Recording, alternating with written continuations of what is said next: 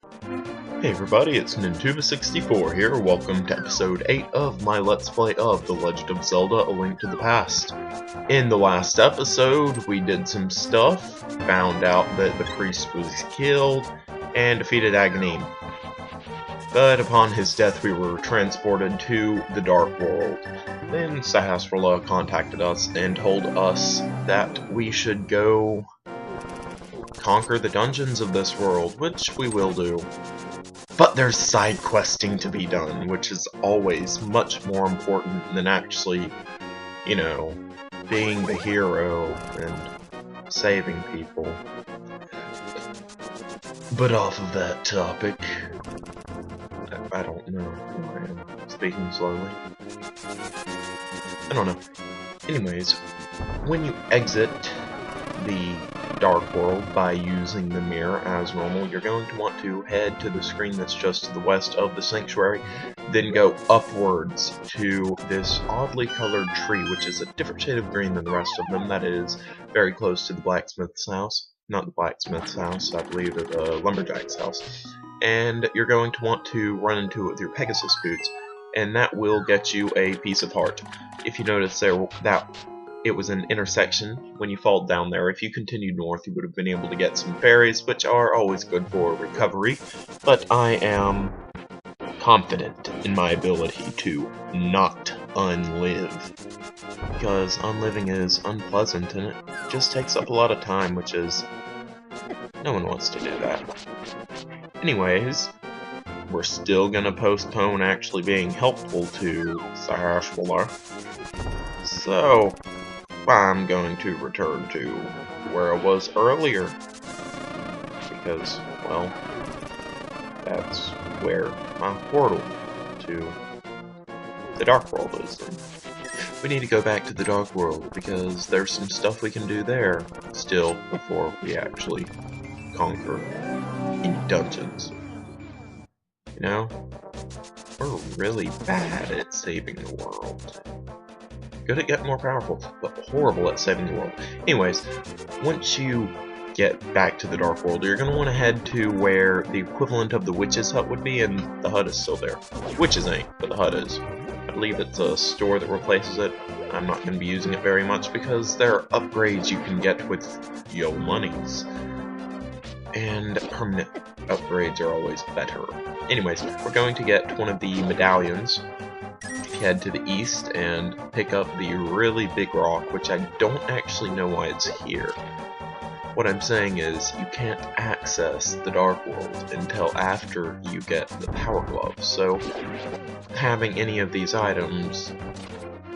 what I mean to say is, generally in video games, when there are blocks to your path, such as a large thing to pick up, that it's obvious that's what you need to do, it's there to stop your path. But if you're in an area where they know for a fact you would already have an item that you would get after you got the item that allowed you to bypass that obstacle, it doesn't really make any sense, because especially since this is a 2D game. If this were a 3D game, I would be okay with it, or I'm okay with it now, but it would make a lot of sense, because early 3D games, they were broken as crap, and you really didn't need to do much to beat them. One example would be The Legend of Zelda: Ocarina of Time.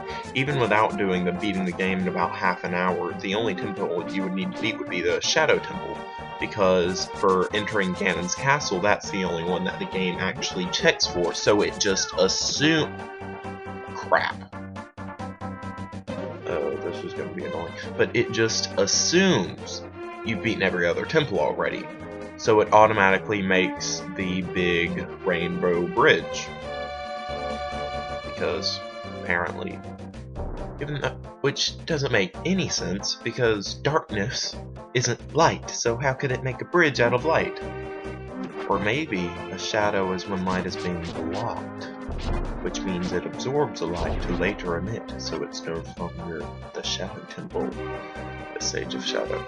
I forget. It was the Sage of Shadow. And Boru was Spirit. Oh yeah, Sheik. How could I forget? Sheik was an important character. Again, you have to be kidding me. getting back to this point now. Okay, and I'm back to this point, and we aren't going to fall off this time. Yes, positivity. It's so helpful. Even though I don't really understand how people say positivity affects the universe around you. It doesn't make sense. Okay, what I consider positive may not necessarily be positive to the universe. It's like the universe is all... Oh, and anyways, if you throw something into the ring of rocks, you're gonna piss off a really big fish. And instead of trying to kill you, he's going to give you a medallion, which is useful. And still, we won't get much use for the medallions until later in the game. And, as always, suicide is the best option. No, it's not, people. Don't kill yourself unless you want to teleport. Even though, if when you die, the only teleporting you're gonna be is heaven or hell. But anyways, there are still more side questing things to be done. And everyone knows for a fact you can't beat a game unless you do everything available in it. Anyways, you're going to want to head to where the equivalent of the Lake Hylia is, not the Lake Hylia. Even though this one is in around the same location, except this one is on the east, and normal Lake Hylia is on the west. By normal, I mean Ocarina of Time, which isn't necessarily the normal one, but it is the one that is most well known. Anyways, you're going to want to go to the shallow area surrounded by a ring of rocks and use the magic mirror, which will transport you to the light world. And yeah, that's what you're going to want to do. Anyways, last episode I said we would be going to the first dungeon, and if it's not blatantly obvious, we aren't going to finish it. But we might as well actually make it to the dungeon itself, because it is just far north. You're going to want to head to the area where the Eastern Palace was earlier in the game, you know, before we had the Pegasus boots, when we had 4 hearts. Good times. Anyways, a lot of the areas in this are hidden. Not hidden, but you can see where you can enter, but you can't necessarily tell where you can walk, so it will be a lot of bumping around in the dark. And in here, we're going to meet a friend. Who is that friend? He has a name. He's a monkey. That's what I'm gonna call him. Anyways, he is a bum, so he's gonna ask you for money, and just like any nice person, you're going to give him money, even though you know deep down that in the long run that's not gonna help him, and he's just gonna ask for more money. The only real thing you could do to fully help him would be to teach him a trade. And really, this sucks for you, because he's asking for 100 rupees. Sadly, in order to advance in the game, we have to do this, so let's give up our money and have him open up the door to the dungeon so we can enter it with 1.5 heart. I hope we don't have to do other dungeons with barely any help. Anyways, next time on Let's Play The Legend of Zelda: A Link to the Past, we're going to complete the Dark Palace.